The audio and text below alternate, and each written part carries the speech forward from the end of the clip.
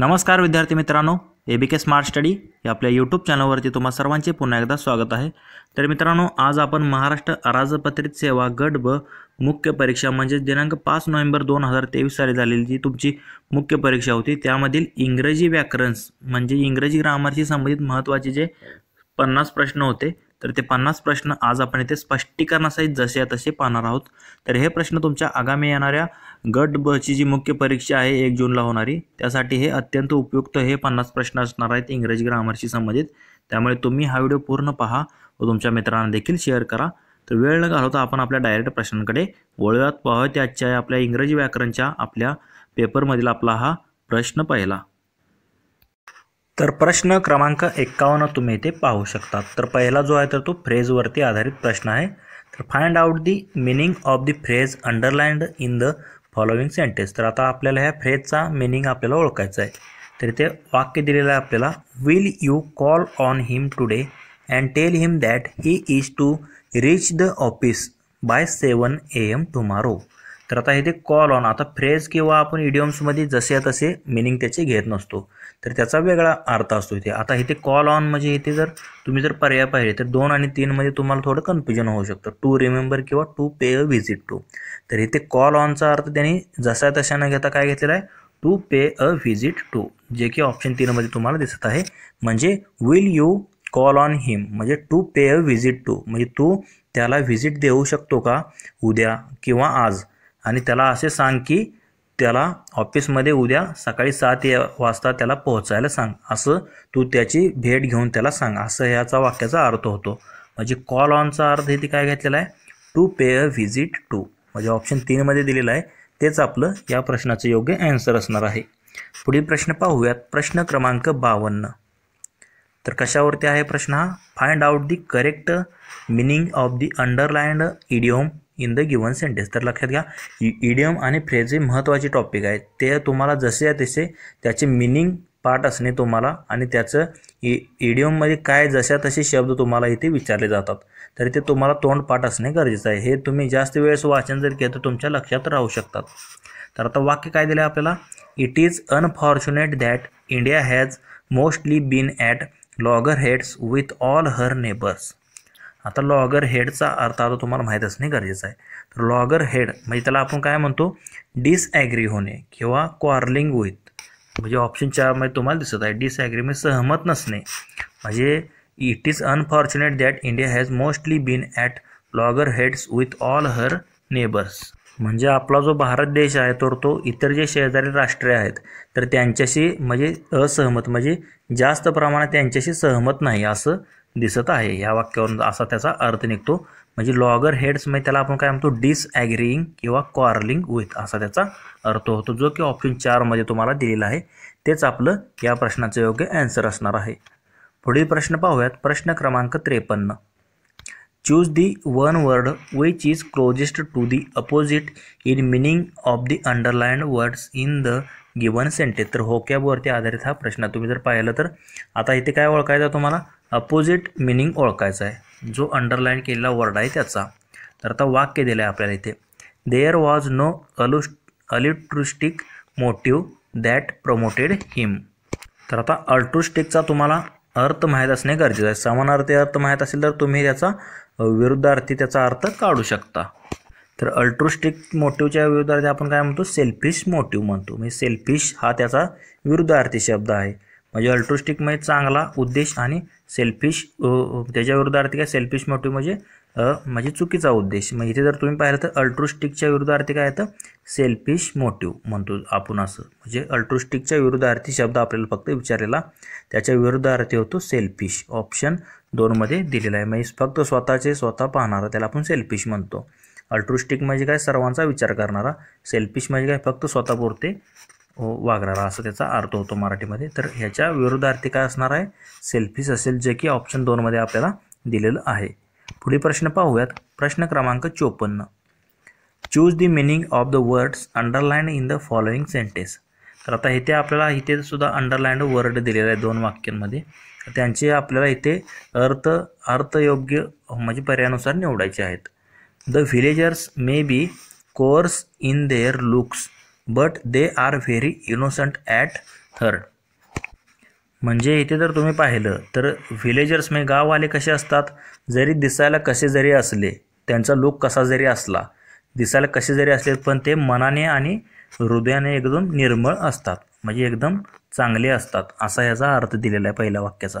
म्हणजे कोर्सचा आपल्याला इथे अर्थ घ्यायचा आहे. दिसायला कसे तरी म्हणजे त्याला आपण काय म्हणतो, रफ म्हणतो, रफ. आणि इथे जर पाहिलं बीमध्ये काय दिले, the river appears to be changing its course. Course म्हणजे काय, तिचे पात्र किंवा इकडून तिकडे नदी जी आहे काय तिची दिशा चेंज करते म्हणतो आपण, कोर्स म्हणतो त्याला. The rivers appears to be changing its course. Course म्हणजे काय, डायरेक्शन. म्हणजे त्याला ऑप्शन बी मध्ये दिलेला आहे. म्हणजे ए साठी रफ येईल आणि बी साठी डायरेक्शन, जे की आपल्याला पर्याय क्रमांक 4 मध्ये दिलेला आहे. तर जशाच म्हणजे इथे आपल्याला काय निवडायचं होतं, योग्य त्याचा मिनिंग निवडायचा होता. कोर्स इथे पहिल्यांदा त्यांनी रफ म्हणून घेतलेला आहे आणि इथला कोर्सचा मिनिंग म्हणजे आता वाक्यानुसार त्याचा अर्थ बदलत राहतो. तर इथे कोर्स जो आहे तर तो डायरेक्शन म्हणून घेतलेला आहे. हे देखील तुम्हाला माहीत असणं गरजेचं आहे. म्हणजे ऑप्शन 4 या प्रश्नाचं योग्य आन्सर असेल. पुढील प्रश्न पाहूयात. प्रश्न क्रमांक 55. Find out the meaning of the words underline in the given sentence. तर आता इथे देखील आपल्याला तसाच प्रश्न विचारलेला आहे. अंडरलाइन केलेल्या जे काही शब्द आहेत त्यांचा आपल्याला इथे योग्य मिनिंग आपल्याला ओळखायचं आहे. तर पहिल्यांदा ए मध्ये काय दिलं आहे, urban employment is a major problem. Urban म्हणजे काय, शहरी. शहरी एम्प्लॉयमेंट हे कसं आहे, एक खूप मेजर म्हणजे मोठा प्रॉब्लेम आहे. म्हणजे अर्बन इथे काय घेतला आहे, त्याचा अर्थ शहरी. म्हणजे त्याला आपण काय म्हणतो, इन सिटीज म्हणतो, त्याला आपण काय म्हणतो, इन सिटीज. तर आता इन सिटीज इथे तुम्ही पाहिलं तर ऑप्शन 1 मध्ये दिलेला आहे. अर्बन म्हणजे शहरी. शहरी एम्प्लॉयमेंट एक मोठा प्रॉब्लेम आहे. बी मध्ये काय दिले, he is the soul of urbanity and wit. तर आता इथे अर्बनिटी, तर आता इथे अर्बनचा वाक्य त्याने काय घेतलाय, सोफिस्टिकेशन असा त्याचा अर्थ घेतलेला आहे इथे अर्बनचा त्यांनी. म्हणजे त्याला आपण काय म्हणतो, सोफिस्टिकेशन म्हणजे काय तर सुसंस्कृत म्हणतो. म्हणजे he is the soul, soul म्हणजे काय, आत्मा किंवा स्पिरिट म्हणतो ज्याला आपण. He is the soul of urbanity and wit, म्हणजे तो सुसंस्कृतपणाचा आत्मा आहे असं आपण असं वाक्यात म्हटलेलं आहे. मग इथे 2 अर्थ घेतलेले आहेत त्याचे. इन सिटीज असा अर्थ घेतलेला आहे, सोफिस्टिकेशन म्हणजे सुसंस्कृत, जे की ऑप्शन 1 मध्ये दिलेलं आहे. तेच आपलं या प्रश्नाचं योग्य आन्सर असणार आहे. पुढील प्रश्न पाहूयात. प्रश्न क्रमांक 56. Choose the correctly punctuated sentence for the following. आता इथे आपल्याला हे वाक्य दिलेलं आहे, Akbar said to Tansen, will you take me to him. तर आता हे जे वाक्य दिले ते आपल्याला योग्य विरामचिन्हांचा इथे वापर करायचा आहे. लक्षात घ्या, मराठीमध्ये आणि इंग्लिशमध्ये दोन्हीकडे हे टॉपिक म्हणजे समान आहे, 1-1 मार्काला तुम्हाला विचारला जातो. तर आता योग्य विरामचिन्ह इथे जर तुम्ही 4 वाक्य पाहिले, तर आता ह्याने त्याला विचारलेलं आहे, अकबर सेड टू, विचारलेलं आहे मी सांगितलेलं आहे, Akbar said to Tansen, will you take me to him. तू मला त्याच्याकडे घेऊन जाऊ शकतो का. तर असं इथे जर तुम्ही पाहिलं तर इथे प्रश्नचिन्ह यायला पाहिजे. जे काही प्रश्नचिन्ह नाही ते वाक्य आधी कट करून घ्या. म्हणजे इथे प्रश्न विचारलेला आहे अकबर आणि तानसेनला. आणि आता इथे प्रश्नचिन्ह आता बी मध्ये आणि डी मध्ये. पण इथे जर तुम्ही पाहिलं अकबरचं ए कॅपिटल पाहिजे होतं, तानसेनचं टी कॅपिटल पाहिजे. म्हणजे हे देखील डी कट झालं. राहिलं फक्त ऑप्शन बी, जे की आपल्या या प्रश्नाचं योग्य आन्सर असणार आहे. अकबर सेड टू तानसेन, तर इथे कॉमा आहे आणि त्याचे तोंडचे शब्द आहेत म्हणून डबल अवतरण चिन्हात हे दाखवले आहेत. Will you take me to him आणि प्रश्न विचारला आहे म्हणून प्रश्नचिन्ह. म्हणजे बी मध्ये तुम्ही जर पाहिलं तर योग्य विरामचिन्हाचा इथे वापर केलेला दिसत आहे. तेच आपलं या प्रश्नाचे योग्य आन्सर असेल, ऑप्शन 2. पुढील प्रश्न पाहूयात. प्रश्न क्रमांक 57. Which of the following is are the correct negative sentence for. आता हे जे वाक्य दिले त्याचं करेक्ट निगेटिव्ह सेंटेन्स कोणता हे आपल्याला ओळखायचं आहे. तर वाक्य काय दिले बघा, we admit that we went to see a film. तर याचा जर मराठीत जर अर्थ घेतला, we admit that we went to see a film, तर काय होतो, आम्ही कबूल करतो की आम्ही चित्रपट पाहायला गेलो होतो. तर असा होतो. तर आता हेच वाक्य आपल्याला काय करायचं आहे, इंग्लिशमध्ये आपल्याला म्हणजे नकारार्थी बनवायचा, वाक्याचा अर्थ न बदलता. तर त्याचा अर्थ कसा होतो, we do not deny that we went to see a film. म्हणजे आम्ही नकार देत नाही की आम्ही चित्रपट पाहायला गेलो नाही, असा याचा अर्थ होतो. म्हणजे हे नकारावरती वाक्य इथे दिलेलं आहे ऑप्शन डी मध्ये, जे की आपलं फक्त ऑप्शन डी मध्ये दिलेलं आहे तेच वाक्य बरोबर असणार आहे. बाकीची 3 जे आहेत तर ती चुकीची दिलेली आहेत. ऑप्शन डी फक्त या प्रश्नाचे योग्य आन्सर असणार आहे. तर पुढील प्रश्न पाहूयात. प्रश्न क्रमांक 58. She gave the boy a book. म्हणजे तिने काय केलं, एका मुलाला तिचे पुस्तक दिले. Change the sentence into passive voice. तर आता याचं आपल्याला पॅसिव्ह व्हॉइसमध्ये रूपांतर करायचं आहे. आता पॅसिव्ह व्हॉइसमध्ये आपण करताना सुरुवातीला काय घेतो, कर्ता घेतो. She gave the boy a book म्हणजे कर्म. तर आता इथे जर तुम्ही पाहिलं सुरुवातीला आपण ऑब्जेक्टने चालू करतो पॅसिव्ह व्हॉइस करताना म्हणजे कर्माने. तर इथे जर तुम्ही पाहिलं द बॉय आणि अ बुक, इथे जर तुम्ही पाहिलं तर दोन कर्म यामध्ये दिलेले आहेत म्हणजे दोन ऑब्जेक्ट आहेत. म्हणजे इथे जर पाहिलं तर पहिलं वाक्य कसं बनेल, द बॉय वॉज गिवन. म्हणजे इथे काळात बदल होत नाही. गेव हे दुसरं रूप आहे म्हणून हे वॉज वेअर आपण प्लस V3 करतो. The boy was given a book bye आणि ह्याचे काय द्वितीय काय असते, शीची हर असते. The boy was given a book by हर म्हणजे ऑप्शन 1 मध्ये दिलेला योग्य आहे. आता हे जसं तसं नसतं, यामध्ये बदल होतो. वॉज वेअर त्यामुळे वॉज गिवन. आता अजून एक वाक्य कसं बनतं, आता हे अ बुक जर घेतलं सुरुवातीला, a book was given to the boy by her. तर हे सी मध्ये दिलेलं एक वाक्य योग्य दिलेलं आहे. दोन कर्म असल्यामुळे हे दोन वाक्य याची तयार होतात पॅसिव्ह व्हॉइसमध्ये. आणि 4 मध्ये दिले a book was given to her by the boy. तर बाय द बॉय येणार नाही, तर कोणी दिले, बाय हर, तिला दिले ना, म्हणून इथे बाय नंतर इथे शीच हर येणार, म्हणून हे डी मध्ये दिलेलं वाक्य चुकीचं आहे. म्हणजे फक्त the boy was given a book by her आणि a book was given to the boy by her, तिच्याकडून त्याला पुस्तक दिले गेले होते असा अर्थ होतो याचा. म्हणजे ए व सी इथे दोन वाक्य फक्त योग्य दिसत आहेत, जे की ग्रामॅटिकली योग्य आहेत. ऑप्शन 2 आपलं या प्रश्नाचं योग्य आन्सर असणार आहे. तर चेंज द व्हॉइस, टेन्स किंवा डायरेक्ट इनडायरेक्ट स्पीच यावरती एक प्रत्येकी प्रश्न विचारला जातोच. तर ह्यावेळेस तर चेंज द व्हॉइसवरती आलता, त्याच्यावरती सुद्धा तुम्हाला विचारले जाऊ शकतात आगामी येणाऱ्या परीक्षेमध्ये. तर ते देखील तुम्ही व्यवस्थित करून जा, डायरेक्ट इनडायरेक्ट स्पीच. तर प्रश्न क्रमांक 59 पाहूयात.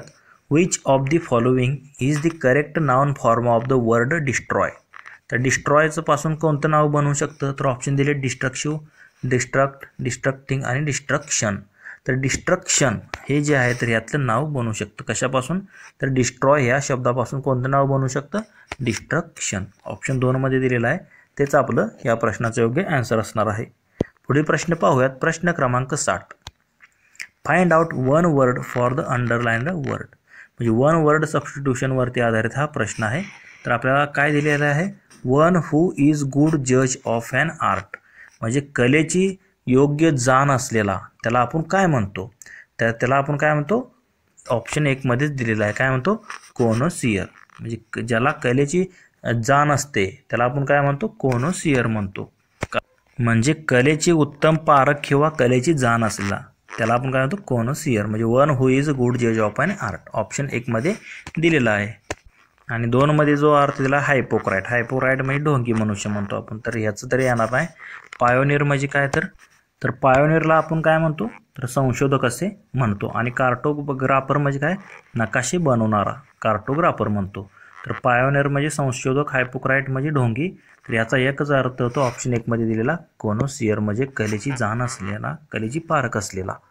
पुढील प्रश्न पाहूयात. प्रश्न क्रमांक 61. The word run can have multiple meanings. In which of the following context does run represent the action of movement on foot. म्हणजे रनचे आपल्याला वेगवेगळे अर्थ मिळतात, पण खालील 4 वाक्यापैकी कोणत्या वाक्यामध्ये रनला ॲक्शन वर्ड म्हणून घेतलेला आहे, म्हणजे कृतीदर्शक शब्द म्हणून रनचा वापर केलेला आहे. खालीलपैकी 4 वाक्यापैकी कशामध्ये केलेला आहे. पहिलं जर वाक्य दिलं तर I need to go for a run to stay a fit. म्हणजे इथे जर तुम्ही पाहिलं रन म्हणजे काय, धावण्यासाठी, म्हणजे हे कृतीदर्शक इथेच वापर केलेला आहे ऑप्शन 1 मध्येच. 2 नंबर पाहिलं तर the water began to run out of the pocket. म्हणजे पाण्याचा प्रवाह दिलेला आहे. म्हणजे ते कृतीदर्शक शब्द फक्त ऑप्शन 1 मध्ये दिलेला आहे, तुम्ही पाहू शकता.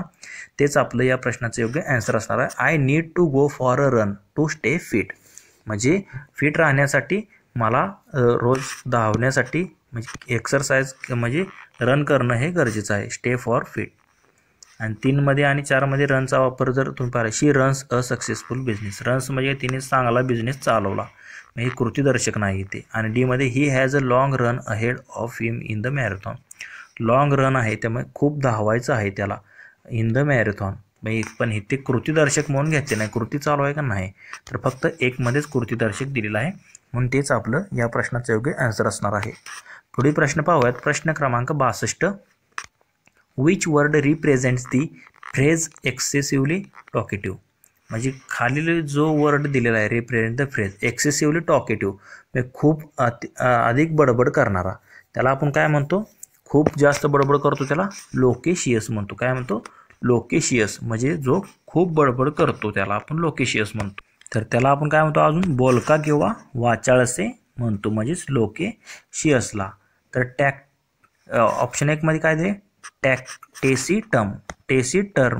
तर टेसिटर्म म्हणजे, तर टेसिटर्म त्याच्या उलट आहे, त्याला आपण मितभाषी किंवा कमी बोलणारा असे म्हणतो. तर लक्षात घ्या, लोकेशियसच्या विरुद्धार्थी टेसिटर्म म्हणजे कमी बोलणारा, त्याला आपण काय म्हणतो, मितभाषी म्हणतो.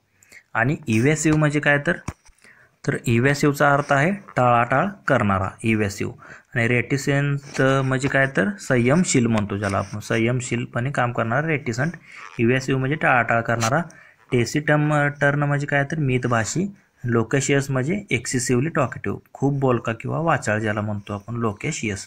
ऑप्शन 4 मध्ये दिलेला आहे. तर हे पर्याय सुद्धा तुम्ही करून जावा, कारण आगामी येणाऱ्या परीक्षेसाठी हे पर्यायमधले तुम्हाला एखादा प्रश्न विचारू शकतात, ते असं देखील विचारू शकतात, त्यामुळे पर्याय देखील तुम्हाला समजणं महत्त्वाचं आहे. तर पुढील प्रश्न पाहूयात. प्रश्न क्रमांक 63. Select the sentence with the correct use of preposition. तर प्रेपोजिशनचा योग्य वापर केलेला आपल्याला इथे वाक्य निवडायचं आहे. तर आता इथे 4 वाक्य तुम्हाला दिलेली आहेत. तर पहिलं जर वाक्य तुम्ही वाचलं तर काय दिले, my parents are concerned in my health. तर इन माय हेल्थ आपण असं म्हणत नाही, तर हे वाक्य चुकीचं आहे. म्हणजे my parents are concern at my health पण म्हणत नाही आपण, तर काय म्हणतो, my parents are concerned for my health म्हणतो आपण. कारण माझ्या आईवडील किंवा पॅरेंट जे आहेत तर ते माझ्या हेल्थची कन्सर्न आहेत असं म्हणतो, फॉर, म्हणून ते फॉरचा वापर केलेला आहे योग्य. म्हणजे select the sentence with the correct preposition काय असणार आहे, इथे फॉर आलं पाहिजे, फक्त एवढं लक्षात ठेवा. My parents are concern for my health, माझ्या हेल्थसाठी ते कन्सर्न आहेत, माझे आईवडील. तर कन्सर्न म्हणजे काय, तर चिंतेत आहेत. कन्सर्न म्हणजे चिंता म्हणतो ज्याला आपण. माझे आईवडील माझ्या हेल्थची, माझ्या तब्येतीची ते चिंताग्रस्त आहेत असा अर्थ होतो. ऑप्शन 3 मध्ये दिलेला आहे, योग्य आन्सर असणार आहे असं. पुढील प्रश्न पाहूयात. प्रश्न क्रमांक 64. Identify the type of phrase underlined in the following sentence. लक्षात घ्या, फ्रेजवरती आता मागापासून जर पाहिजे तर हा तिसरा प्रश्न आहे. The umbrella with a broken handle is mine. म्हणजे ही जी अम्ब्रेला आहे याचा हँडल मोडलेला आहे, ती कोणाची आहे, माइन म्हणजे माझी आहे. तर आता विथ अ ब्रोकन हँडल, तर आता ह्याचा इथे काय म्हणून वापर केलेला आहे, म्हणजे विथ अ ब्रोकन हँडल कशाचा, माझ्या अम्ब्रेलाचा. म्हणजे इथे जर तुम्ही पाहिलं तर ॲडजेक्टिव्ह म्हणून इथे वापर केलेला आहे. विथ अ ब्रोकन हँडल म्हणजे मोडलेला हँडल जो आहे तर कशाचा, माझ्या अम्ब्रेलाचा. ती अम्ब्रेला कोणाची आहे, तर माझी आहे. म्हणजे इथे विथ अ ब्रोकन हँडल जर तुम्ही पाहिलं तर हे ॲडजेक्टिव्ह म्हणून इथे विशेषण म्हणून त्याचा वापर केला दिसत आहे. म्हणजे त्याची छत्री कशी आहे, नामाबद्दल काहीतरी माहिती सांगते ना. नाम काय आहे, तर अम्ब्रेला आहे. अम्ब्रेला कशी आहे त्याची, विथ अ ब्रोकन हँडल म्हणजे त्याचा हँडल मोडलेला आहे. नामाबद्दल विशेष माहिती सांगतो म्हणून ते ॲडजेक्टिव्ह फ्रेज होते, हे देखील लक्षात घ्या. ऑप्शन 3 आपलं या प्रश्नाचं योग्य आन्सर असणार आहे. पुढील प्रश्न पाहूयात. प्रश्न क्रमांक 65. Identify the grammatically correct sentence. तर आता ग्रामॅटिकली योग्य आपल्याला वाक्य निवडायचं आहे. तर इथे ABCD अशी 4 वाक्य दिलेली आहेत. आता इथे पहिलं जर वाक्य पाहिलं, his parents loves him a lot. तर आता इथे छोटीशी चूक झाली, लक्षात घ्या. हिज पॅरेंट्स, नुसतं हिज असतं तर इथे क्रियापदाला यस प्रत्यय लागत असतो, पण ही शी इट असेल तर. पण हिज पॅरेंट्स त्याचे आईवडील इथे दिले, त्यामध्ये लव्ज फक्त पाहिजे होतं, love. His parents love him a lot, love him a lot असं पाहिजे होतं. लव्ज इथे यस प्रत्यय चुकीचं आहे, म्हणून हे ग्रामॅटिकली करेक्ट नाही आहे. आता दुसरं जर वाक्य तुम्ही जर पाहिलं तर काय दिलेलं आहे इथे, his courage won him a honour. तर हे वाक्य ग्रामॅटिकली करेक्ट दिलेलं आहे, his courage won him a honour. म्हणजे हे ऑप्शन बी मध्ये दिलेलं योग्य आहे, ए मधलं चुकीचं आहे. आणि सी मध्ये काय दिले, we all got very wet. तर हे देखील ग्रामॅटिकली करेक्ट आहे. आणि डी मध्ये काय दिले, दे आर बीन. आता दे नंतर आर नसतं, दे हॅव किंवा हॅज किंवा हॅड असतं. तर हे आर इथे चुकी दिलेलं आहे, म्हणून हे डी सुद्धा ग्रामॅटिकली चुकीचं वाक्य आहे. फक्त बी व सी जर तुम्ही पाहिलं तर योग्य ग्रॅमॅटिकली त्यांचा वापर केलेला आहे. तेच आपलं या प्रश्नाचं योग्य आन्सर असणार आहे. पुढील प्रश्न, तर आता इथे प्रश्न क्रमांक 66 ते 70 आपण मराठीमध्ये जसे पाहिले होते उतारे, तर त्याचप्रमाणे इथे देखील आपल्याला इंग्लिशमध्ये उतारा आहे आणि त्यावरती 5 प्रश्न विचारले आहेत. तर लक्षात घ्या, आता इथे वाचून दाखवणं इथे म्हणजे थोडा जास्त वेळ जाईल, तर तुम्ही हा उतारा वाचून घ्या. मी त्याचे फक्त प्रश्न जे आहेत ते एक्सप्लेन करतो. तर थोडा मी हळूहळू हा उतारा वर ढकलतो, तुम्ही वाचून घ्या आता, किंवा व्हिडिओ थांबवून तुम्ही हा वाचून घेऊ शकता, कारण खूप मोठा आहे त्यामुळे थोडा वेळ जाईल. तर तुम्ही हा वाचून घ्या. आपण डायरेक्ट आता यासाठी तुम्हाला आता जास्त तुम्हाला वाचन करणे गरजेचं आहे. इंग्लिश उतारे आणि मराठी हे आकलन करणे तुम्हाला गरजेचं आहे, इंग्लिश आणि आपले मराठी उतारे. तर त्यासाठी तुम्हाला जास्त प्रॅक्टिस असणे गरजेचं आहे. तर आपण डायरेक्ट प्रश्नांकडे पाहूयात. तर आता तुम्ही उतारा वाचलेला आहे असे समजून मी आता डायरेक्ट प्रश्न पुढचे घेतो. तर प्रश्न क्रमांक 66 ते 70 हे उतार्यावरती आहेत. तर प्रश्न पहिला इथे काय दिलेला आहे, computer can make sold artefacts mower. तर हे जे वाक्य तुम्हाला उतार्यात जसे तसे दिलेलं आहे, computer can make sold artefacts mower, ह्याचं काय असणार, ॲक्सेसेबल. तर आता कुठे दिले तुम्ही इथे पाहू शकता. तर इथे तुम्ही जर पाहिलं तर इथे दिलेलं आहे कॉम्प्युटर्स, इथे तुम्ही पाहू शकता care sold affect could be mower accessible. तर इथे तुम्हाला उतार्यातून याचं डायरेक्ट आन्सर मिळून जाईल, ॲक्सेसेबल. पुढील प्रश्न पाहूयात. प्रश्न क्रमांक 67, which is the solution to the issue of lack of funds for archaeology. म्हणजे कोणता इश्यू आहे ज्या लॅक ऑफ फंड, म्हणजे खूप प्रमाणात जो फंड आहे आर्किओलॉजीसाठी, तर त्यातला इश्यू कोणता आहे आणि त्याचं सोल्युशन काय आहे. What is the solution of the issue of lack of funds for archaeology. तर हे देखील तुम्हाला उत्तरामध्ये मिळून जाईल याचा आन्सर. म्हणजे इथे लॅक ऑफ म्हणजे काय, कमतरता किंवा अभाव म्हणतो, म्हणजे आर्किओलॉजीच्या फंडमध्ये अभाव आहे. तर इश्यू कोणता आहे त्यासाठी आणि त्याच्यासाठी सोल्युशन काय असेल. तर इथे जर तुम्ही जर उतारा वाचला असेल, जर तुम्हाला समजलं असेल, तर याचं योग्य आन्सर काय आहे, तर government authorities should sell exhibited artifacts in the open market. म्हणजे गव्हर्नमेंटनं काय केलेलं आहे, ऑथॉरिटीजने, तर ते आर्टिफॅक्ट जे आहे तर ते ओपन मार्केटमध्ये जे आहे तर ते विकलेले आहेत, म्हणून त्याचा जो फंड आहे तर तो फंड त्याचा आपल्याला कमी दिसत आहे, असा याचा अर्थ होतो. म्हणजे इथे ऑप्शन 1 मध्ये दिलेला आहे. तर हे जसे तसं वाक्य तुम्ही जर वाचलं तर तुम्हाला हे मिळून जाईल. तर हे ऑप्शन याचं 1 याचं योग्य आन्सर असणार. तर पुढील प्रश्न पाहूयात. Which of the following statement is are true in the context of the passage. तर आता हे संपूर्ण उत्तराचं जर आकलन झालं तरच हा प्रश्न तुम्हाला सुटू शकतो. तर आता हे 3 स्टेटमेंट दिलेले आहेत, तर त्यातल्या बरोबर स्टेटमेंट ज्या आहेत तर त्या कोणत्या तुम्हाला इथे ओळखायच्या होत्या. तर आता ह्यातल्या जर तुम्ही पाहिल्या तर इथे पहिली स्टेटमेंट काय आहे, illegal exhibition is a challenge in the profession of archaeology. तर हे वरील उत्तरामध्ये दिलेलं आहे, तर हे योग्य आहे वाक्य. Museums have shortage of space to store exhibited artifacts. म्हणजे म्युझियममध्ये काय स्पेसची कमतरता आहे, म्हणजे आर्टिफॅक्ट्स नवीन जे आहे तर ते स्टोअर करून ठेवण्यासाठी. तर हे देखील वाक्यामध्ये उत्तरामध्ये आलेलं आहे, तर हे देखील योग्य आहे. आणि illegal exhibition is a challenge in the profession of archaeology, हे देखील योग्य आहे. पण सी मध्ये जे दिले, the author argues that professional should exhibit for money. तर हे जे आहे तर ते उत्तरामध्ये दिलं नाही, तर हे चुकीचं दिलेलं आहे. तर हे जर वाक्य पाहिलं तुम्ही तर त्यांनी काय दिलेलं आहे, प्रोफेशनल शूड ॲक्वायर नॉलेज, फक्त नॉलेजसाठी ते ॲक्वायर करत आहेत, नॉट फॉर मनी. तर हे वाक्य तुम्हाला दिसत आहे, तर तुम्ही इथे पाहू शकता, आणि ते फक्त चुकीचं आहे. तर इथे जर तुम्ही पाहिलं तर इथे तुम्हाला दिसत आहे, इथं काय म्हणत आहे तर ते ॲक्वायर नॉलेज, म्हणजे you might object that professional exhibit to acquire knowledge not money दिले, इथे नॉट मनी, म्हणून ते वाक्य चुकीचं आहे, तुम्ही इथे पाहू शकता. म्हणून फक्त हे 2 जे वाक्य आहेत वरचे, तर हे उत्तरामध्ये तुम्हाला दिलेले आहेत, हे योग्य आहेत, एक आणि ए आणि बी, फक्त ऑप्शन 2 याचं योग्य आन्सर असणार आहे.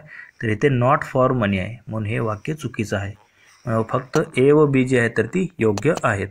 पुढील प्रश्न क्रमांक 69, what are the advantages of selling exhibited artifacts instead of storing them. म्हणजे ते स्टोअर करून ठेवण्यापेक्षा ते जर विकले, एक्झिबिटेड आर्टिफॅक्ट्स जे आहेत ते जर विकले तर त्याचा फायदा काय आहे. तर आता इथे 3 आपल्याला ऑप्शन दिलेले आहेत, ए बी सी. तर त्याचा ॲडव्हान्टेजेस पहिलं काय आहे, photographs of sold artefacts can be taken. तर बरोबर आहे, जे आपण सोल्ड केलेले आहेत तर त्याची जे आहे तर ते photographs of sold artefacts can be taken, ते घेतले जाऊ शकतात. आणि बी मध्ये काय दिले, list of purchaser can be kept, आणि जे खरेदीदार आहेत त्यांची लिस्ट आपण ठेवू शकतो. तर हे दोन फायदे आहेत ते जर विकण्याचे. तर सी मध्ये काय दिले, selling the artefacts would make them more popular. तर मोर पॉप्युलर असं काही त्यांनी दिलेलं नाही. सेलिंग द आर्टिफॅक्ट जर तुम्ही सेल केले तर would make them more popular, तर असं काही दिलेलं नाही त्यांनी. फक्त ए ओ बी जे आहे तर ती योग्य आहेत. तर मोर पॉप्युलरचा इथे कोठेही उल्लेख नाही, म्हणून फक्त ए ओ बी योग्य आहेत. ऑप्शन बी मध्ये तुम्हाला 2 मध्ये दिलेलं आहे ए ओ बी. फक्त हे दिलेल्या उत्तरावरून जर तुम्ही पाहिलं तर म्हणजे काय फायदे होतात, एक्झायवेटेड आर्टिफॅक्ट्स जे आहे तर ते विकले तर ते दिलेलं आहे. ते ठेवण्यापेक्षा ते विकले तर काय फायदे होतात, फक्त ए व बी मध्येच दिलेलं आहे. पुढील प्रश्न पाहूयात. प्रश्न क्रमांक 70. Which statement is are true in the context for the exhibition in Cyprus mentioned in the passage. तर आता पॅसेजमध्ये जे मेन्शन केलेलं आहे exhibition in Cyprus mentioned in the passage, तर त्यापैकी खालील 3 वाक्य दिली, त्यापैकी पॅसेजनुसार कोणती 3 वाक्य योग्य आहेत. तर इथे जर पहिलं जर वाक्य आपण वाचलं तर काय दिलेलं आहे, around 2000 small jugs were uncovered. तर असं अराउंड फक्त दिले नाही, तर त्यातले काही थोडे बेसमेंटमधले 2000 दिलेले आहेत त्यांनी. अराउंड म्हणजे सगळे झाले, मग हे अराउंड दिलेलं नाही, त्यामुळे हे वाक्य चुकीचं आहे.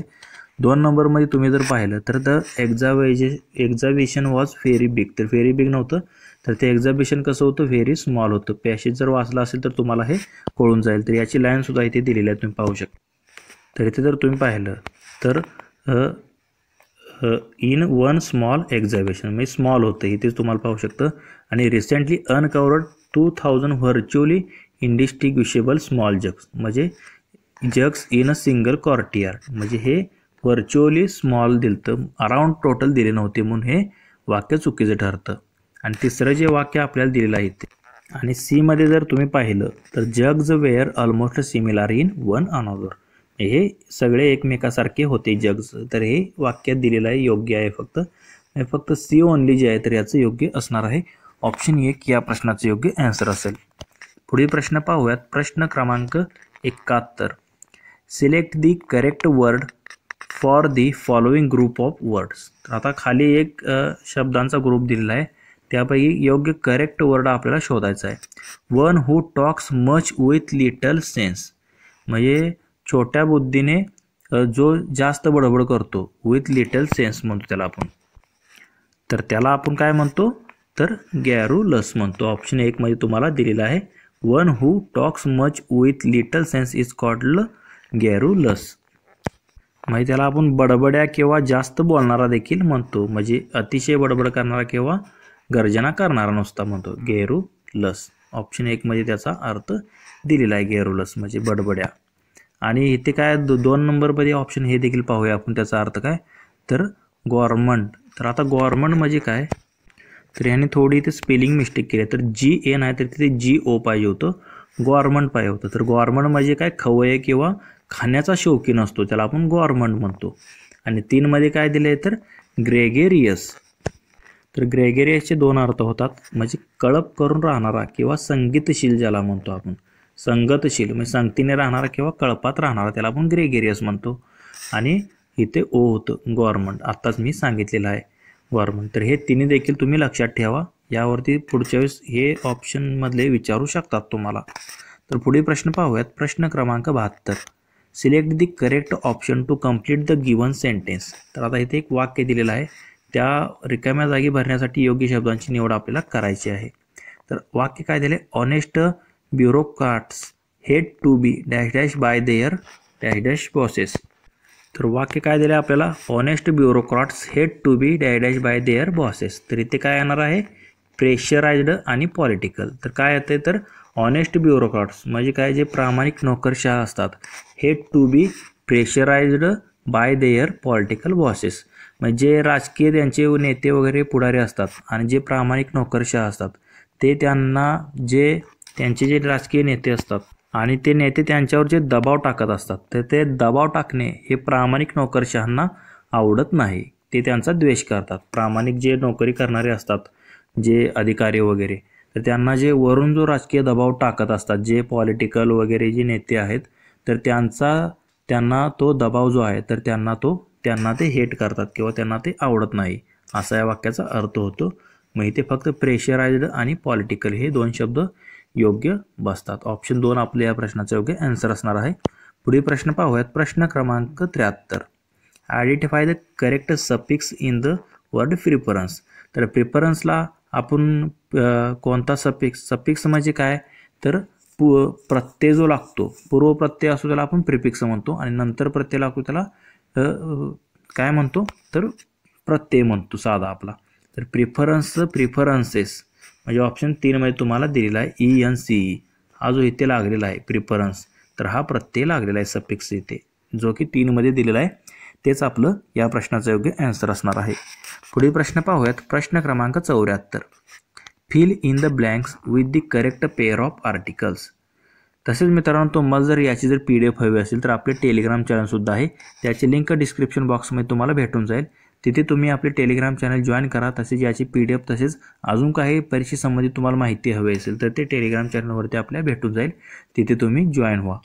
तर इथे आपल्याला रिकाम्या जागा भरायची आहेत, योग्य जोडी इथे बसवायची आहे. Dash dash young and dash dash old both participate in the rally. तर आता यंग आणि ओल्ड इथे वेगवेगळं म्हणजे ग्रुपसाठी वापरले. द यंग म्हणतो आपण, काय म्हणतो, द यंग, आणि इथे सुद्धा काय म्हणतो, द ओल्ड. दोन्ही ठिकाणी दच येणार आहे, म्हणजे त्या आर्टिकलचा वापर करायचा होता. द यंग आणि म्हणजे संपूर्ण यंग लोकांसाठी वापरलेला आहे, म्हणजे तरुण पिढी. The young and the old म्हणजे जी म्हातारी पिढी आहे. तर हे दोघे जी आहेत तर both participate in the rally, तर त्या रॅलीमध्ये तरुण आणि वृद्ध दोघेही सहभाग झाले होते असा अर्थ होतो. म्हणजे द यंग आणि द ओल्ड येणार इथे. द आणि द इथे ऑप्शन कशामध्ये दिले आपल्याला, तर ऑप्शन 2 मध्ये दिलेलं आहे. तेच आपल्या प्रश्नाचं योग्य आन्सर असणार आहे. तर आर्टिकल एक महत्त्वाचा टॉपिक आहे, त्यावरती एक फिक्स तुम्हाला प्रश्न असणार आहे, त्यामुळे व्यवस्थित करून जा. तर आजच्या या आपल्या पार्ट 1 इंग्लिशचा जो आहे पहिल्या 25 प्रश्नाचा, त्यातला हा शेवटचा प्रश्न आहे. प्रश्न क्रमांक 75. Match the words in column A with their opposite meaning in column B. A आणि बी यांचे आपल्याला अपोजिट मिनिंग आहेत, तर त्यांच्या जोड्या लावायची त्या. तर आता ह्याच्यासाठी तुम्हाला जास्त तुमचा शब्दसंग्रह वाढवणे गरजेचं आहे. मराठीमध्ये तुम्ही लक्षात ठेवू शकता कारण आपली मातृभाषा आहे, पण इंग्लिशमध्ये तुम्हाला जास्त सारखं पाठांतर करणे गरजेचं आहे. जेवढी जास्त होतील तेवढे शब्द तुम्ही जवळपास हे जे काय अगोदरच्या परीक्षेमध्ये आले ते सर्व मिनिंग सहित तुम्ही पाठ करून जावा. किंवा समान अर्थ जरी तुम्हाला माहीत असतं तर त्याच्यावरून तुम्ही विरुद्धार्थी अर्थ काढू शकता. तर आता इथे जर तुम्ही पाहिलं तर पहिल्यांदा काय दिले, फिकल. तर फिकल त्याला काय म्हणतो, अस्थिर किंवा स्थिर नसलेला त्याला फिकल म्हणतो, आणि जो स्थिर असतो त्याला आपण काय म्हणतो, कॉन्स्टंट म्हणतो. स्थिर आणि अस्थिर असं म्हणजे एक साठी 3 येणार आहे, म्हणजे हे ऑप्शन तुमचं कट झालं. दुसऱ्यांदा काय दिले, फ्रुगल. तर फ्रुगल म्हणजे काय, त्याला आपण कंजूस म्हणतो. कंजूस म्हणजे कमी खर्च करणारा. तर त्याच्या विरुद्ध अर्थ काय होतं, खर्चिक म्हणजे जास्त खर्च करणारा. म्हणजे काय येतं, एक्स्ट्रा फेगन. फ्रुगलच्या विरुद्ध अर्थ काय येतं, एक्स्ट्रा फेगन. तर लॉयल म्हणजे काय, त्याला आपण प्रामाणिक म्हणतो. लॉयल म्हणजे प्रामाणिक. आणि त्याच्या विरुद्ध अर्थ काय असतं, ट्रेचरस. आता ट्रेचरस म्हणजे काय, जो प्रामाणिक नसलेला किंवा धोकेबाज किंवा दगाबाज त्याला आपण म्हणतो ट्रेचरसला. आणि रॉयल म्हणजे काय, प्रामाणिक. हे 2, 3, 2, 4 हे ऑप्शन 3 मध्ये तुम्हाला दिलेलं आहे. राहिलं काय, जंटल म्हणजे आपण त्याला साधा म्हणतो. साध्याचं काय होतं विरुद्धार्थी, फेरोशियस होतं. त्याला आपण क्रूर देखील म्हणतो. फेरोशियसला क्रूर किंवा भयावह. फेरोशियस म्हणजे भयावह किंवा क्रूर, आणि जंटल म्हणजे साधा. म्हणजे फिकलच्या विरुद्धार्थी काय येतं, कॉन्स्टंट, अस्थिर, स्थिर. फ्रुगल म्हणजे काय, कमी खर्च करणारा. एक्स्ट्रावॅगंट म्हणजे अधिक खर्च करणारा. लॉयल म्हणजे प्रामाणिक. डिसलॉयल म्हणजे विश्वासघातकी म्हणतो, ट्रेचरस. आणि जंटल आणि त्याच्या विरुद्धार्थी फेरोशियस. तर हे तुम्ही मराठीत देखील लक्षात ठेवा. तर असे 8 शब्द तुम्ही इथे लिहून घेतले तरी चालतील त्याच्या अर्थसहित, कारण हे पाठच करा, कारण असेच प्रश्न तुम्हाला विचारले जाणार आहेत. तर प्रश्न क्रमांक 76 तुम्ही इथे पाहू शकतात. काय दिलेलं आहे, फिल इन द बँक म्हणजे रिकामी जागा भरा. That he will be elected the prime minister dash dash. तर आता ऑप्शन 4 आपल्याला दिले आहेत.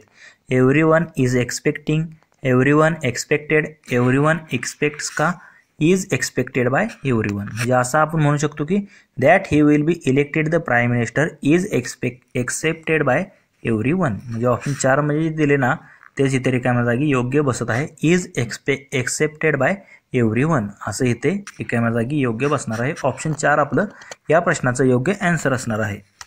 पुढील प्रश्न पाहूयात. प्रश्न क्रमांक 77. तर आता इथे 2 वाक्य दिलेत आपल्याला. तर ह्या 2 वाक्यामध्ये the underlined verbs in the sentence above belong to the types of verb called. आता कोणत्या प्रकारचे वर्ब आहेत हे आपल्याला इथे ओळखायचे आहेत. तर आता एक मध्ये काय दिले, प्लीज बॉईल द वॉटर. तर आता पर्यायामध्ये तुम्ही जर पाहिलं तर आता प्लीज बॉईल द वॉटर आणि द वॉटर इज बॉइलिंग यापैकी जर पाहिलं तर ट्रान्झिटिव्ह आणि इनट्रान्झिटिव्ह आपल्याला ऑप्शन दिसत आहेत. तर ट्रान्झिटिव्ह आणि इनट्रान्झिटिव्ह त्याला आपण काय म्हणतो, ट्रान्झिटिव्ह म्हणजे काय तर सकर्मक आणि इनट्रान्झिटिव्ह म्हणजे काय अकर्मक. म्हणजे मराठीत तुम्ही जे पाहता सकर्मक आणि अकर्मक क्रियापदे त्यालाच ट्रान्झिटिव्ह आणि इनट्रान्झिटिव्ह म्हणतात. तर आता इथे जर पहिलं जर वाक्य पाहिलं प्लीज बॉईल द वॉटर म्हणजे कृपा करून हे पाणी उकळा. तर आता उकळण्याची क्रिया कशावर होत आहे, पाण्यावर होत आहे. म्हणजे इथे पाणी काय आहे, ते कर्म आहे. म्हणजे हे सकर्मक आहे, त्याला आपण काय म्हणतो, ट्रान्झिटिव्ह म्हणतो. म्हणजे हे ट्रान्झिटिव्ह असणार पहिलं. आणि 2 मध्ये काय दिले, द वॉटर इज बॉइलिंग पाणी उकळत आहे. तर आता उकळत आहे म्हणजे हे काय, आता यात तुम्हाला कुठेही कर्म दिसत नाही आहे म्हणून हे काय झालं, अकर्मक झालं. त्याला आपण काय म्हणतो, इनट्रान्झिटिव्ह वर्ब म्हणतो. म्हणजे पहिलं जे दिले बॉईल हे काय झालं, ट्रान्झिटिव्ह वर्ब झालं. आणि द वॉटर इज बॉइलिंग तर हे बॉइलिंग काय झालं, हे इनट्रान्झिटिव्ह झालं म्हणजे अकर्मक झालं. म्हणजे सकर्मक पहिलं आणि दुसरं अकर्मक. म्हणजे ट्रान्झिटिव्ह आणि इनट्रान्झिटिव्ह जे की ऑप्शन 3 मध्ये आपल्याला दिलेलं आहे तेच या प्रश्नाचं योग्य आन्सर असणार आहे. पुढील प्रश्न पाहूयात. प्रश्न क्रमांक 78. I find no chance dash dash making a profit in this business. Which of the following prepositions correctly fill in the blank in the sentence above. वरील वाक्यामध्ये आपल्याला योग्य प्रेपोजिशनचा वापर करायचा आहे म्हणजे शब्दयोगी अव्ययाचा वापर करायचा आहे. तर आता इथे जर वाक्य जर तुम्ही वाचलं, I find no chance dash dash making of profit in this business. तर काय म्हणतो, I find no chance of making. काय म्हणतो आपण, I find no chance of making. म्हणजे ऑफ इथे ऑप्शन 2 मध्ये तुम्हाला दिलेला आहे. I find no chance of making a profit in this business. म्हणजे मला असे आढळून आलं की ह्या बिझनेसमध्ये मला प्रॉफिट करण्याचा कोणताच चान्स, संधी नाही आहे. म्हणजे ते ऑफ येणार. चा ची चे षष्टी म्हणून आपण वापरतो. I find no chance of making a profit in this business. म्हणजे ऑफ हे योग्य प्रेपोजिशन इथे बसणार आहे. पुढील प्रश्न पाहूयात. प्रश्न क्रमांक 79. The small child was crying for dash dash mother. तर आता इथे काय म्हणले, स्मॉल चाइल्ड म्हणले. आता हे चाइल्ड म्हणजे मुलगा आहे का मुलगी आपल्याला माहीत नाही.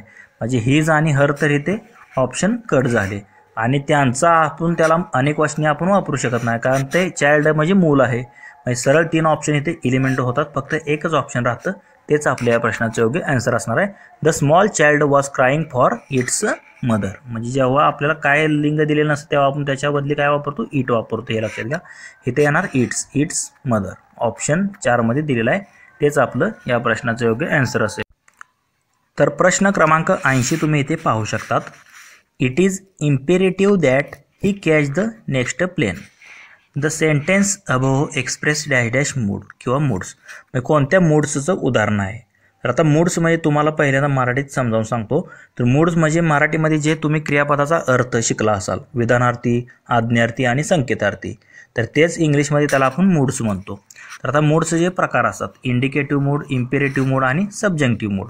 तर आता इंडिकेटिव्ह मूड म्हणजे काय असतं, या प्रकारात माहिती देणारे वाक्य किंवा एखादी विधान तसेच प्रश्नार्थक वाक्य व सत्य होऊ शकते अशी जे कल्पना दिलेल्या असतात त्याला आपण इंडिकेटिव्ह मूड म्हणतो. म्हणजे उदाहरण काय, mother goes to temple every day. आई रोज मंदिरात जाते. आर यू हंग्री, तू भुकेला आहेस का. म्हणजे असे जे वाक्य असतात तर ते इंडिकेटिव्ह मूडमध्ये येतात. दुसरा प्रकारचा मूड कोणता, इम्पेरेटिव्ह. इम्पेरेटिव्ह म्हणजे काय, आज्ञार्थी. म्हणजे यामध्ये समोरच्या व्यक्तीला एखादे काम सांगितले किंवा आज्ञा दिली असेल तर ते इम्पेरेटिव्ह मूडमध्ये येतं आज्ञार्थी वाक्यामध्ये. Me sit down, let me go, take care या प्रकारची वाक्ये इम्पेरेटिव्ह मूडमध्ये येतात. आणि तिसरा प्रकार कोणता, सबजंक्टिव्ह मूड. म्हणजे त्या मराठीतला आपण संकेतार्थी म्हणतो. जर तर किंवा अशी इच्छा तर्क यामध्ये कल्पना येतात. म्हणजे God bless you, if I were king, जर मी राजा असतो तर, असं केलं असेल तर, I wish I were Amitabh, आणि अशी जे वाक्य असतात तर ते सबजंक्टिव्हमध्ये येतात, म्हणजे संकेतार्थी म्हणतो मराठीमध्ये त्याला. तर आता वरील जर तुम्ही उदाहरण पाहिलं, it is imperative that he catch the next plane, म्हणजे हे कशाचं वाक्य आहे तर हे सबजंक्टिव्ह मूडचं आहे. म्हणजे इट इज इथे आले दॅट शब्द असल्यामुळे दॅट सुद्धा शब्द असेल तर हे एक लक्षात ठेवा संकेतार्थी असतं. मग ह्यातनं संकेत दिसत आहे किंवा it is imperative that he catch the next plane, तो पुढचे प्लेन जे आहे तर त्याला मिळेल का, ती इम्पेरेटिव्ह दॅट. मग हे सबजंक्टिव्ह मोडमध्ये येतं, संकेतार्थीमध्ये येतं, म्हणून ऑप्शन 2 या प्रश्नाचं योग्य आन्सर असणार आहे. तर पुढील प्रश्न हा 81वा प्रश्न रद्द झालेला. आपण डायरेक्ट पुढचा 82वा प्रश्न पाहूयात. I do my work my self. Identify the type of the pronoun underlined in the above sentence. तर आता प्रोनाउन म्हणजे सर्वनामाचा कोणता प्रकार आहे हे आपल्याला ओळखायचं आहे. I do my work my self म्हणजे मी माझे काम स्वतःच करतो असा या वाक्याचा अर्थ आहे. तर आता इथे जर तुम्ही पाहिलं माय सेल्फ, तर हे माय सेल्फ जे आहे तर ते 2 प्रकारात असतं. म्हणजे एक तर तुम्ही पाहिलं असेल मराठीमध्ये आत्मवाचक आणि दुसरं जे आहे तर ते परिणामकारी. तर लक्षात घ्या हे दोन्ही एकच असतात, फक्त रिफ्लेक्सिव्ह प्रोनाउन म्हणजे ज्याला आत्मवाचक म्हणतो यामध्ये कर्त्याने केलेली कृती त्याच्या स्वतःवरच जर घडत असते तेव्हा त्याला आपण रिफ्लेक्सिव्ह प्रोनाउन म्हणतो, आत्मवाचक. आणि हे जे याचं योग्य आन्सर असणार आहे एम्पॅटिक. तर एम्पॅटिक का बरं असतं तर हे आत्मवाचक व परिणामकारी सर्वनामे ही जी आहेत तर ती दोन्ही एकच आहेत, पण ज्यावेळी कर्त्याने स्वतः कृती केली आहे हे जेव्हा जोर देऊन जेव्हा आपण सांगतो त्याला आपण काय म्हणतो एम्फॅटिक प्रोनाउन्स म्हणजे परिणामकारी प्रोनाउन म्हणतो. म्हणजे इथे जोर देऊन सांगितले वाक्यामध्ये I do my work my self, म्हणजे जेव्हा वाक्यातील जेव्हा मीच माझी कृती हे म्हणजे कर्त्याने स्वतः कृती केली आहे जेव्हा जोर देऊन इथे सांगितलं आहे म्हणून हे एम्पॅटिकच आहे. रिफ्लेक्सिव्हमध्ये पण माय सेल्फ असतं पण तिथे जास्त कर्त्यावर जोर दिलेला नसतो, फक्त एवढं लक्षात घ्या. तर इथे कन्फ्युजन तुम्हाला होणार नाही, तर मराठीमध्ये सांगितल्यामुळे तुम्हाला समजलं असेल. तर एम्फॅटिक म्हणजे काय तर कर्त्यावर म्हणजे या कर्त्यांनी जेव्हा कृती केली हे जोर देऊन सांगितलं जातं, एवढं लक्षात ठेवा, त्याला आपण एम्फॅटिक म्हणतो. या दोघांमध्ये तेच असतात, माय सेल्फ, हिमसेल्फ, हर सेल्फ ही सगळी दोघांमध्येच येतात, पण जिथे कर्त्यावर जोर दिलेला असतो तर तिथे एम्पॅटिक असतं, हे लक्षात ठेवा. तर इथे जोर दिल्यामुळे हे एम्पॅटिक प्रकारचं प्रोनाउन आहे. पर्सनल म्हणजे काय तर पर्सनल म्हणजे त्याला आपण काय म्हणतो तर म्हणजे मराठीत आपण त्याला पुरुषवाचक सर्वनाम म्हणतो, म्हणजे प्रथम पुरुष, द्वितीय पुरुष, ते पर्सनलमध्ये येतात. रिलेटिव्ह म्हणजे संबंधित सर्वनामे. म्हणजे यामध्ये जर उदाहरण पाहायचं झालं रिलेटिव्हमध्ये तर हू, हुम, हुज, विच, व्हॉट यासारख्या प्रश्नार्थक वाक्यात एखाद्या नामाला प्रश्न विचारण्यासाठी जेव्हा वापर करतो हुम, हुज, विच, तर त्याचा आपण रिलेटिव्ह म्हणजे संबंधित प्रोनाउनमध्ये अर्थ घेतो. तर हे 4 तुम्हाला समजले असतील. तर याचं योग्य आन्सर असणार आहे एम्फॅटिक प्रोनाउनचं हे उदाहरण आहे. पुढील प्रश्न पाहूयात. प्रश्न क्रमांक 83. Fill in the blank with the most appropriate prepositions given below. तर प्रेपोजिशनवरती आधारित हा प्रश्न आहे. मगाशी एक प्रश्न झाला आणि आता दुसरा, म्हणजे 2 ते 3 प्रश्न प्रेपोजिशनवरती तुम्हाला येत आहेत. A boy jumped dash dash the well. तर आता बॉयने काय केलं आहे ते का वेल म्हणजे काय डबके पाण्याचं, त्याच्यामध्ये त्याने उडी मारली. मग आता त्याच्यामध्ये असतं तेव्हा आपण इंटू वापरतो, लक्षात घ्या. काय वापरतो इंटू, म्हणजे a boy jumped into the well असं आपण म्हणणार आहे. म्हणून याचं योग्य आन्सर काय असणार आहे तर ऑप्शन 3 इंटू हे येईल. पुढील प्रश्न पाहूयात. तर हा एक प्रकार जो आहे तर तो नवीनच विचारलेला होता. तर identify the clause elements in the given sentence. म्हणजे क्लॉजचे एलिमेंट्स कोणकोणते असतात तर लक्षात घ्या. कर्ता, क्रियापद, कर्म आणि कॉम्प्लिमेंटरी असे जे वाक्याचे तुम्हाला माहीत असतील प्रकार असतात पूरक. म्हणजे इथे जर तुम्ही पाहिलं they call me the Texas ranger, तर आता इथे पी जे आहे तर ते पीला काय म्हणतो आपण क्रियापद म्हणतो. प्री म्हणजे काय प्रेडिकेटिव्ह, म्हणजे काय त्याला आपण काय म्हणतो तर त्याला आपण क्रियापद म्हणतो. यस म्हणजे सब्जेक्ट, पी म्हणजे क्रियापद, त्यानंतर ओ म्हणजे ऑब्जेक्ट म्हणजे कर्म, आणि सी म्हणजे कॉम्प्लिमेंटरी, आणि ए म्हणजे काय असतं ॲडव्हर्ब किंवा ॲडजेक्टिव्ह असतं ते क्लॉज. तर लक्षात घ्या, मग त्याचा पार्ट असतो तो ॲडव्हर्ब किंवा ॲडजेक्टिव्हचा. तर इथे जर तुम्ही पाहिलं they call me the Texas ranger, आता दे काय सब्जेक्ट आहे म्हणजे सुरुवातीला यस येणार. कॉल काय आहे क्रियापद आहे म्हणून इथे क्रियापदाला आपण प्रेडिकेटिव्ह म्हणजे पी म्हणतो. आणि मी म्हणजे काय इथे काय वापरलं आहे तर इथे ऑब्जेक्ट म्हणून वापरलेलं आहे मी. आणि राहिलं द टेक्सास रेंजर, हे काय झालं कॉम्प्लिमेंटरी झालं म्हणजे पूरक झालं. यस पी ओ सी असा ह्या वाक्याचा योग्य म्हणजे क्रम दिलेला आहे. यस पी ओ सी येईल. तर कशामध्ये दिसत आहे आपल्याला ऑप्शन 2 मध्ये दिलेलं आहे, तेच आपलं ह्या प्रश्नाचं योग्य आन्सर असणार आहे. पुढे प्रश्न पाहूयात. प्रश्न क्रमांक 85. Identify the unit in which there is an error. आता इथे ए, बी आणि सी असे 3 वाक्याचे म्हणजे फोड करून दिलेले आहे. त्यापैकी कोणत्या वाक्यामध्ये एरर म्हणजे चूक आहे आपल्याला शोधायची आहे. तर वाक्य काय दिले, she had been a nurse for 3 years and then she wants to study medicine. आता इथे जर तुम्ही पाहिजे हॅड बीन म्हणजे हे भूतकाळात आहे. इथे जर तुम्ही पाहिजे वॉन्ट्स, तर इथे वॉन्ट्स नसायला पाहिजे तर वॉन्टेड पाहिजे होतं. पण हे पहिल्यांदा भूतकाळ असेल तर परत भूतकाळच असतो, हे लक्षात घ्या.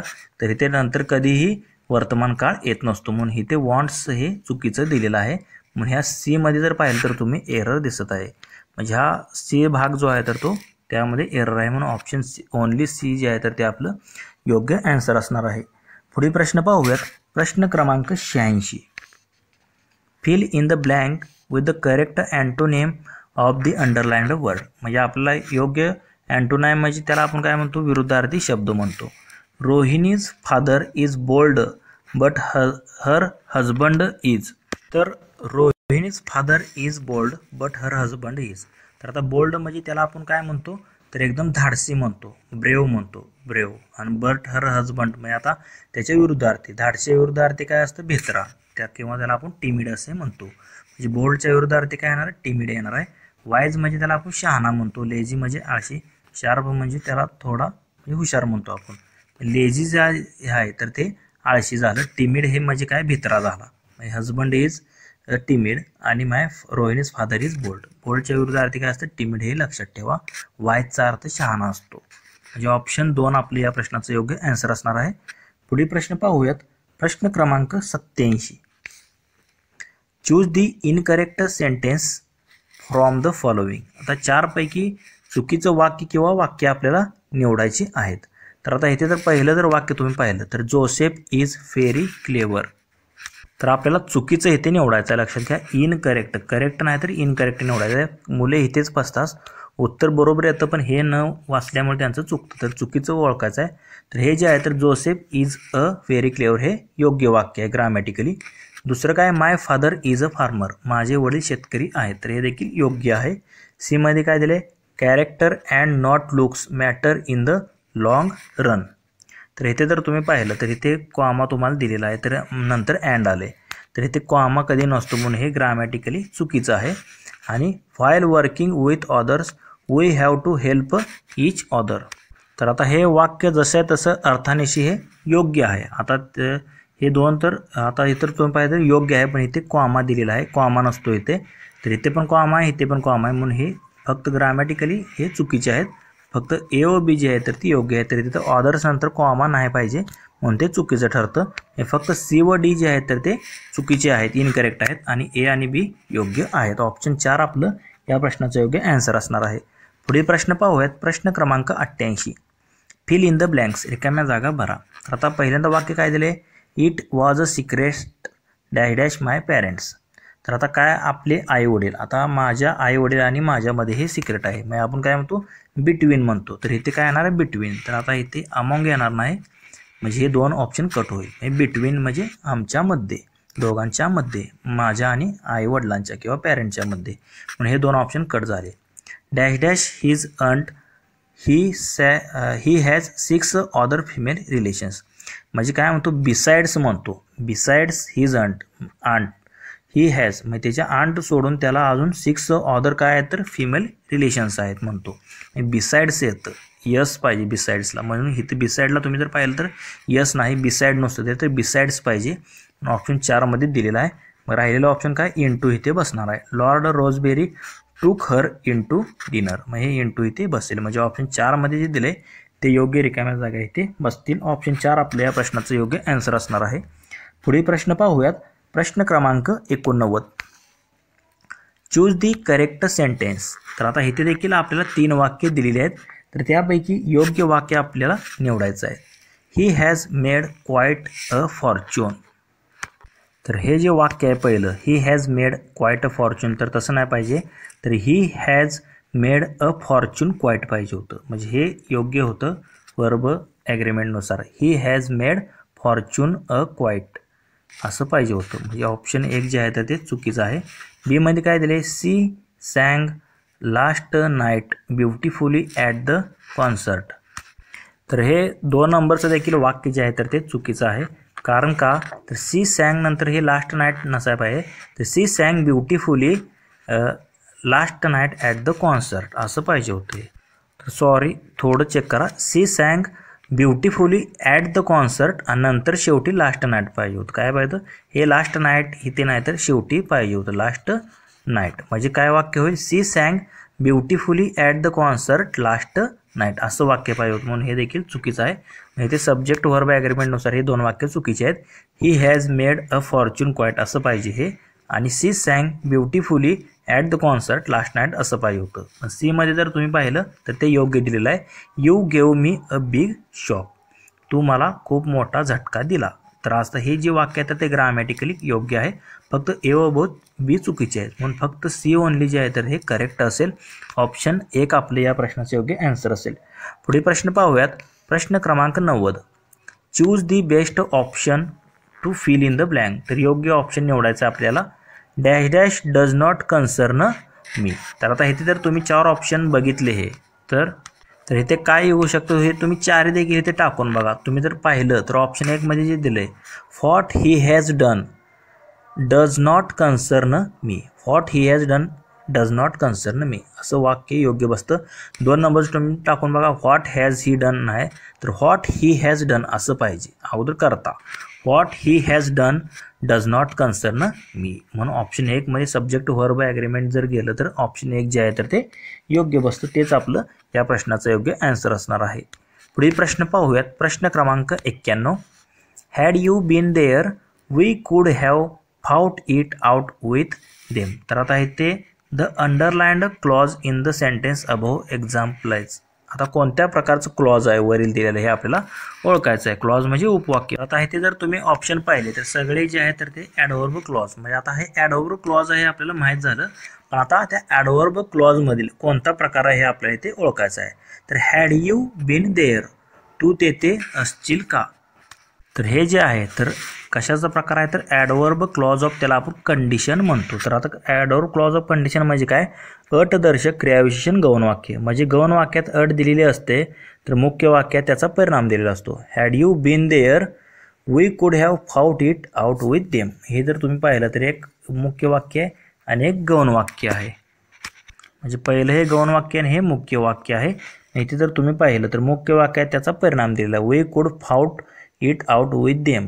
तू जर तिथे असशील तर आम्ही तुला शोधू शकतो. असं यातनं जर अर्थ तुम्ही निवडला तर हे जर पाहिलं तर ॲडव्हर्ब क्लॉज ऑफ हे कंडिशन आहे. म्हणजे अट, गौण वाक्यात अट दिलेली असते.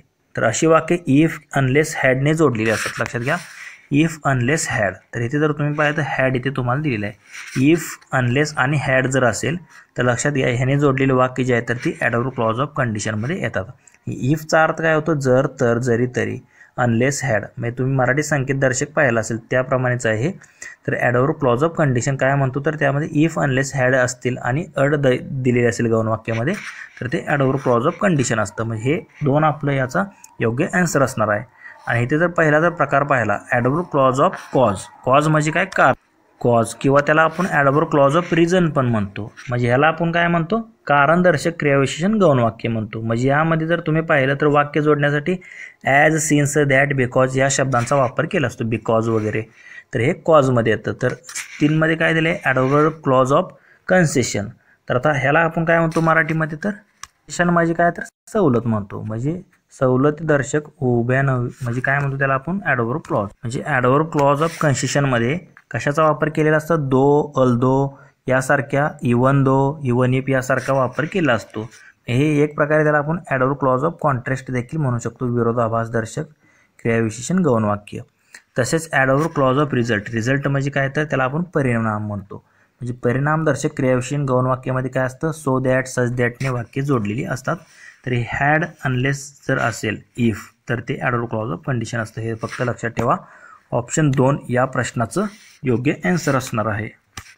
म्हणजे ॲडव्हर्ब क्लॉज ऑफ कन्सेशनमध्ये काय असतं, फक्त त्यालाच आपण विरोधाभास म्हणतो. म्हणजे ॲडव्हर्ब क्लॉज ऑफ कॉन्ट्रास्ट म्हणतो. हे लक्षात ठेवा.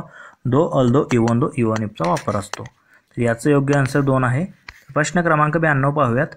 Late Mister Yadav preside over the conference which of the following is the correct passive structure of corresponding of the sentence.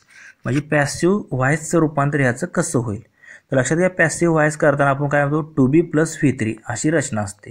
To बीचे क्रियापद प्लस क्रियापदाचे तिसरे रूप असं आपलं. तर लेटने जर वाक्य सुरुवात असेल तर त्याचा पॅसिव्ह व्हॉइस करताना सुरुवात देखील लेटनं होते, पण मध्ये बी येतं. लक्षात घ्या, म्हणजे इथे तर तुम्ही पाहिलं टू आलं, इथे टू आलं, हे दोन वाक्य कट झाली तुमची. म्हणजे लेट द कॉन्फरन्स हे कर्म येणार. लेट नंतर काय येतं, ऑब्जेक्ट, नंतर काय असतं, बी असतं. लेट नंतर ओ प्लस बी हे असतं टू बीचे रूप.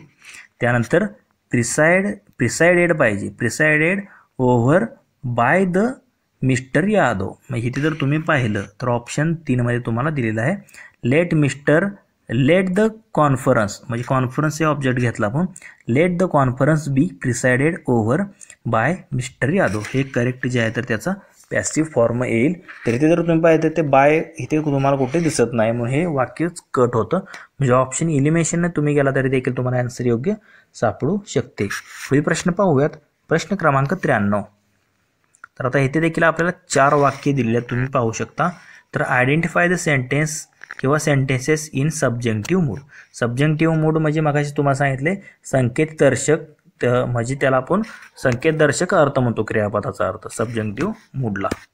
म्हणजे जर असं झालं तर किंवा हे असं केलं तर, म्हणजे अट, संकेतार्थ, इच्छा किंवा आशा व्यक्त करणारे वाक्य त्याला आपण सब्जेक्टिव्ह मूड म्हणतो. मगाशी सांगितल्याप्रमाणे म्हणजे मूडवरती तुम्ही जर पाहिलं तर हा दुसरा प्रश्न आहे. म्हणजे मूड हा छोटासा टॉपिक आहे, पण इथे तुम्हाला दोन प्रश्न म्हणजे तुमचे मेरिट म्हणजे येऊ शकते. सोपा टॉपिक आहे एकदम. It is time I prayed.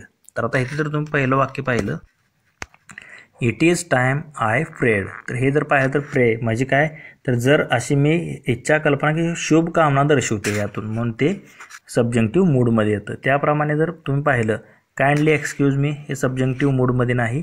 Long live the prime minister, तर किंवा if I were a king, किंवा I wish I were Amitabh, may India long live, किंवा long live the prime minister. तर हे देखील वाक्य जे आहे तर ते सब्जेक्टिव्ह मूडमध्ये येतं.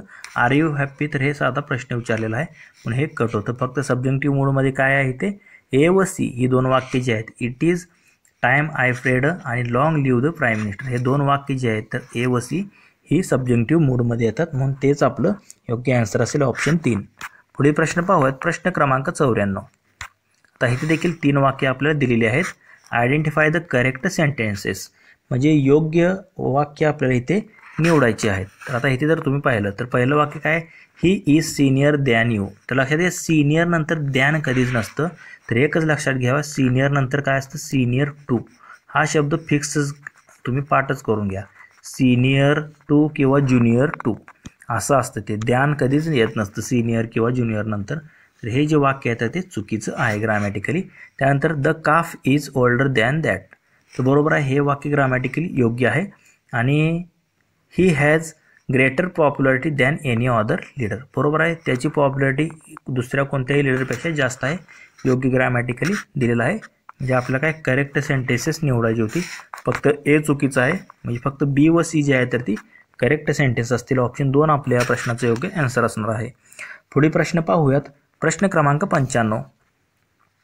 This picture is very attractive isn't it. आता इथे जर तुम्ही पाहिलं तर identify the sentence with correct question tag, योग्य क्वेश्चन टॅगचं वाक्य आपल्याला इथे निवडायचं. तर आधी प्रश्न वाचू आपण.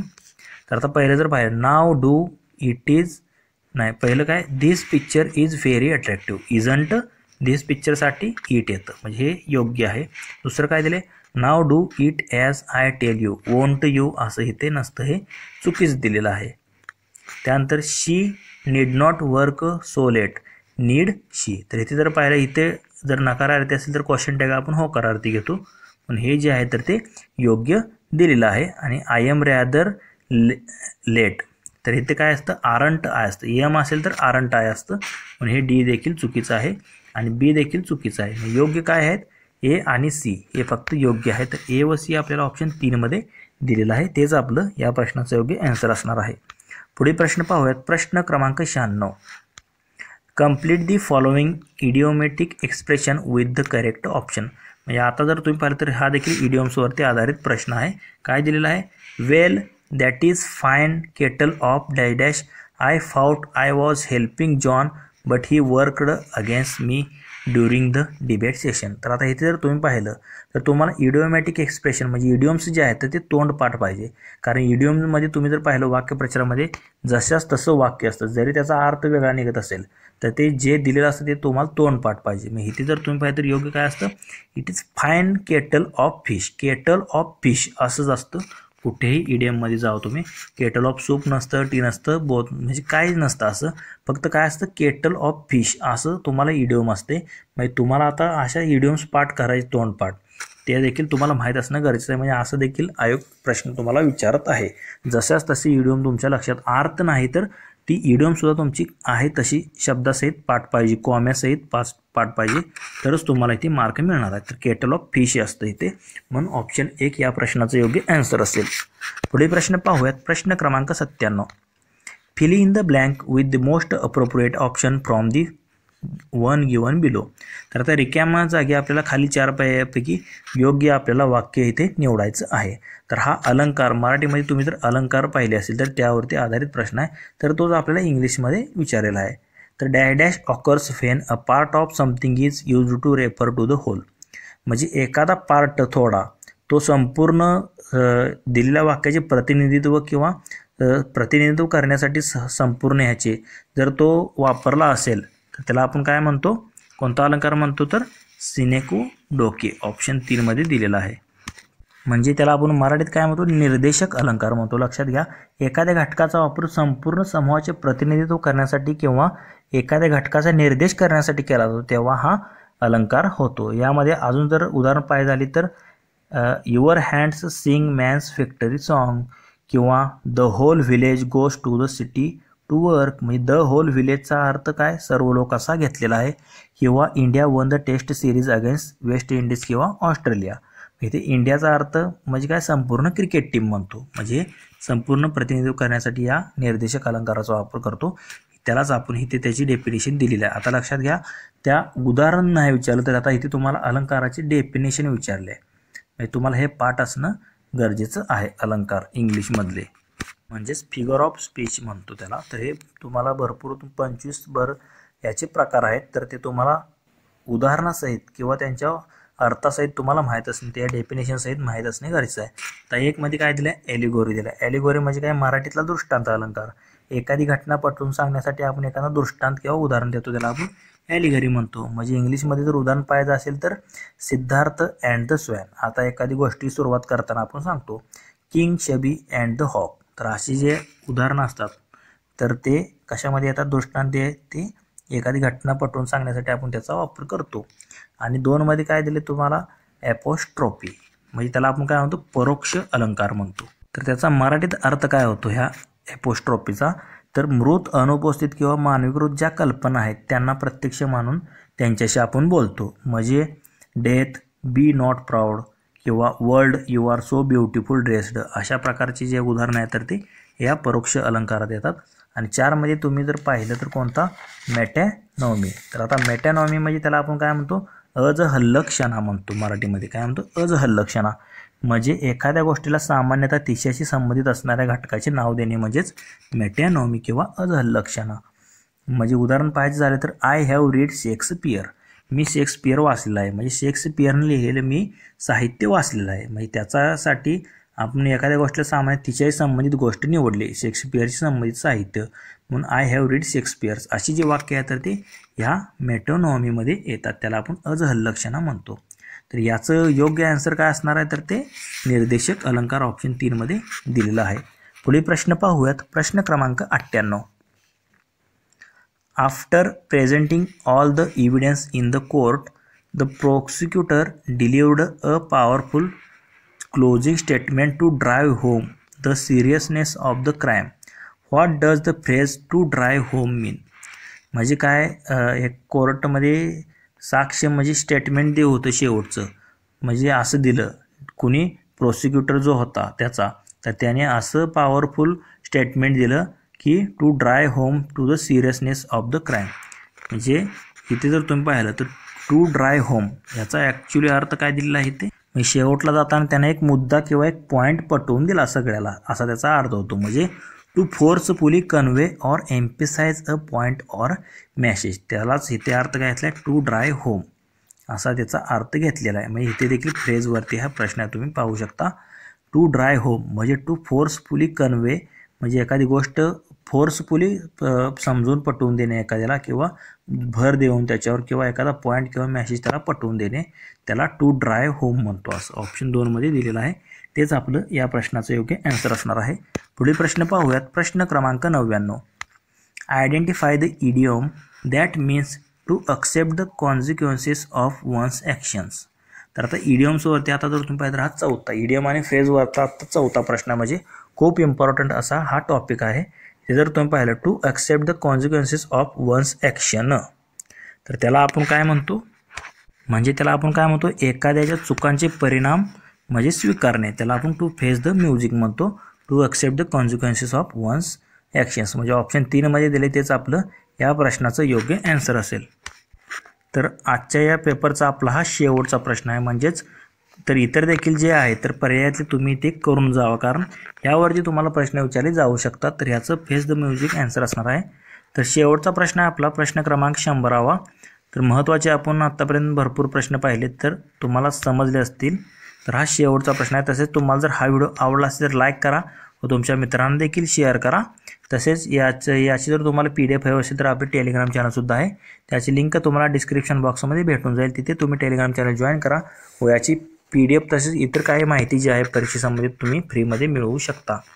तर प्रश्न क्रमांक 100 पाहूयात आपण इथे.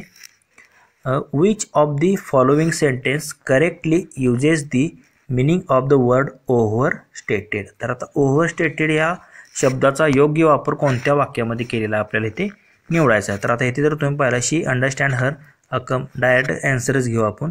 The exaggerated the size of the fish they caught. त्यांना जो फिश त्यांना सापडला तर त्यांनी तो फुगवून सांगितली त्याची साईज म्हणजे एवढा होता तर तो तेवढा केला असं म्हणजे जास्त म्हणे फुगवून सांगणे त्याला आपण ओव्हर स्टेटेड म्हणतो. काय जास्त फुगवून सांगणे याचा अर्थ एवढाच आहे की ओव्हर स्टेटेड म्हणजे they exaggerated the size of the fish they caught म्हणजे त्याने ती साईज जी आहे तर ती वाढवून सांगितली त्यांना जो फिश सापडला होता त्याची म्हणजे फुगवून सांगणे असं तुम्ही लक्षात ठेवा. तर ते तिसऱ्या वाक्यामध्ये योग्य रीतीने त्याचं सांगितलेलं आहे ओव्हर स्टेटेडचा. तेच वाक्य जे आहे तर याचं योग्य आन्सर असणार आहे. तर मित्रांनो आपण जे आहे तर ते महत्त्वाचे असे इंग्लिश ग्रामरची तसेच याच्या अगोदरचे मराठीचे व्हिडिओ होते तर हे संपूर्ण मिळून आपण 100 प्रश्न जे आहेत तर ते स्पष्टीकरणासहित पाहिलेले आहेत. तर तुम्हाला या प्रश्नांमध्ये कोणती शंका वाटत असेल तर कमेंट करून नक्की कळवा. तसेच हा जर व्हिडिओ आवडला असेल तर लाईक करा व तुमच्या मित्रांना देखील शेअर करा व असेच जर नवनवीन व्हिडिओ तुम्हाला हवे असतील तर आपले YouTube channel ABK smart study subscribe करा व समोर बेल आयकॉन प्रेस करा. धन्यवाद मित्रांनो. जय हिंद जय महाराष्ट्र.